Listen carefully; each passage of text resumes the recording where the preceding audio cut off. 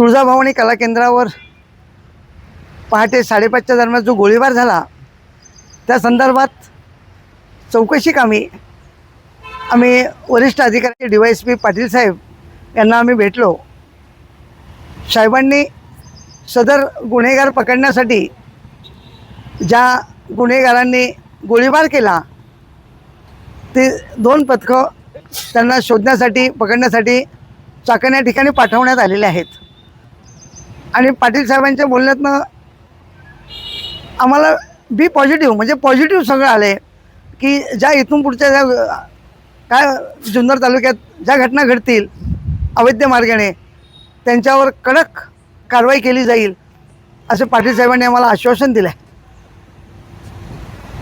मी जुन्नर तालुक्यातील सर्व जनतेला आव्हान करू इच्छितो की आपली जुन्नर तालुका हा छत्रपती शिवाजी महाराजांची जन्मभूमी आहे। या जन्मभूमीमध्ये जी आता 2 कला केंद्र चालू आहेत ती दोन्ही कला केंद्र बंद झाली पाहिजेत ही आपली शेवटची मागणी आहे।